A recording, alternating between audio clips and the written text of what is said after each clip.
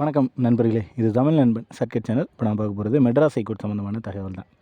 இதில் இந்த minimum qualification mark யாரெல்லாம், ஏன்னா அவங்க சொல்லியிருந்தாங்க மினிமம் குவாலிஃபிகேஷன் மார்க் இருக்கிறவங்க எல்லோரும் சர்டிஃபிகேட் அப்லோடு பண்ணணும். அப்போ சர்டிஃபிகேட் அப்லோடு பண்ணுறவங்களுக்கு மினிமம் குவாலிஃபிகேஷன் மார்க் என்ன அப்படின்றது நிறைய சந்தேகம் அப்படின்றது இருக்குது. நம்ம வீடியோலேயே தெளிவாக சொன்னோம், பட் தொடர்ச்சியாக அதை தான் கேட்குறீங்க. மினிமம் குவாலிஃபிகேஷனை என்ன, எத்தனை மார்க் வேணும், எத்தனை மார்க் வேணும்னு.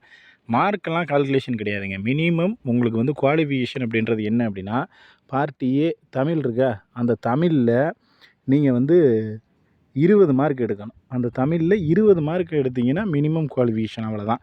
பார்ட் பியில் நீங்கள் வெறும் 1 மார்க் எடுத்தாலும் நீங்கள் குவாலிஃபை தான், 2 மார்க் எடுத்தாலும் குவாலிஃபை தான். ஓகேவா? தமிழ் மட்டும்தான் எலிஜிபிலிட்டி டெஸ்ட்டில் 20 மார்க் எடுத்தால் நீங்கள் அதுக்கு இந்த தேர்வு, அதாவது எலிஜிபிள் அப்படின்றத அவங்க கன்சிடர் பண்ணுறாங்க. அதில் eligible mark plus scoring mark ரெண்டுத்தையுமே சேர்த்துக்குவாங்க. ஸோ தமிழில் 20 மார்க் எடுக்கிறது மட்டும்தான் இங்கே எலிஜிபிளே தவிர, நீங்கள் அதுக்கு ஒரு கால்குலேஷன் போட்டு 48 அதில் வரணுமாமே, 48 கீழே இருந்தால் இது எலிஜிபிள் இல்லையாமே, நீங்களாக ஒரு கிரியேஷன் நீங்களாக பண்ணுறீங்களா, யாராவது சொல்கிறாங்களா அப்படின்றதுன்னு தெரில. அதெல்லாம் கிடையாது. தமிழில் எலிஜிபிலிட்டி மார்க்கு 20 மார்க், அது எடுத்தால் எலிஜிபிள். நீங்கள் பார்ட் பியில் 1 மார்க் வாங்கினாலும் சரி, இல்லை அதுக்கும் கீழே நான் 0 தான் வாங்குவேன் அப்படின்னு அடம்பிடிச்சி 0 வாங்கினாலும் சரி, நீங்கள் அது எலிஜிபிள் மார்க் வாங்கிட்டீங்கன்னு தான் அர்த்தமே தவிர, நீங்கள் எலிஜிபிள் இல்லைன்னா யாரும் சொல்ல முடியாது. நம்ம தெளிவாக அதை சிம்பிளாக ஒரே வார்த்தையில் சொல்லணும்னா, பார்ட் ஏல உங்களுக்கு ஏதோ ஒரு மார்க் அப்படின்றது இருக்கணும். எனிதிங் எது இருந்தாலும் சரி, 20க்கு மேலே இருந்துச்சுன்னா போதும். அது 20க்கு கீழே இருந்ததுனா தான் பிரச்சனை. ஓகேவா? அதையும் சொல்லியாச்சு. அதே போல் பார்ட் பிலையும் சேம் அதே தான். நீங்கள் ஏதோ ஒரு மார்க், இந்த இடத்துல 20க்கு கீழேயும் இருக்கலாம், 5க்கு கீழே கூட இருக்கலாம், நீங்கள் 3 மார்க் கூட வாங்கியிருக்கலாம், ஒன்றும் தப்பே கிடையாது.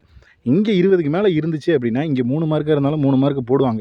இங்கே நீங்கள் 19 வாங்கிட்டு இங்கே 119 வாங்கினாலும் இங்கே 119 மென்ஷன் பண்ண மாட்டாங்க. நீங்கள் எலிஜிபிளே இல்லைன்னு தான் சொல்லுவாங்க. அந்த 20 மார்க்குக்கு கீழே இருக்குது அப்படின்னா நீங்கள் எலிஜிபிள் கிடையாது.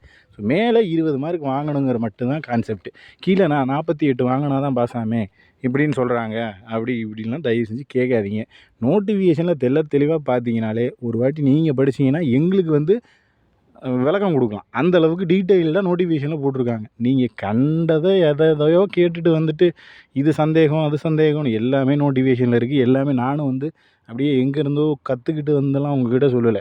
நோட்டிஃபிகேஷனை 2 வாட்டி படித்து பார்த்துட்டு உங்கள்கிட்ட திரும்ப சொல்லிக்கிட்டு இருக்கேன், அவ்வளோதான் பண்ணுறேன். ஸோ அதனால் நோட்டிஃபிகேஷனை படிச்சிங்கன்னா நீங்கள் எங்களுக்கு ஐடியா சொல்லாங்க. சீரியஸாக சொல்கிறேன். அதில் நோட்டிஃபிகேஷனை தாண்டி வேறு ஒன்றுமே இல்லை அதில். ஸோ அதனால் போட்டு அதையே குழப்பிக்கிட்டுலாம் இருக்க வேணாம். ஜஸ்ட் குவாலிஃபிகேஷன் மார்க் என்னென்னா அதுக்கு இவ்வளோ சந்தேகம், 48 வாங்கணும், மொத்தமாக சேர்த்து 68 வேணும் அப்படின்னு. ரெக்யூர்மெண்ட் போர்டு சொல்லாதவே நம்ம ஆளுங்க புதுசாக தயாரித்து சொல்கிறீங்க. அதுதான் எனக்கு ஒன்றும் புரியலை. ஸோ அதனால் அதெல்லாம் எதுவும் இல்லைங்கிறத தெரிஞ்சுங்க. அதுக்கப்புறம் இதில் நிறைய சந்தேகம் அப்படின்றது இருக்குது, எனக்குமே தெரியுது. நான் அடுத்தடுத்த வீடியோக்குள்ளே என்ன அப்படின்றத கிளாரிஃபை பண்ணிவிட்டு உங்களுக்கு வீடியோவை போடுறேன். நெக்ஸ்ட் அடுத்த வீடியோவில் பார்க்கலாம். தேங்க்யூ.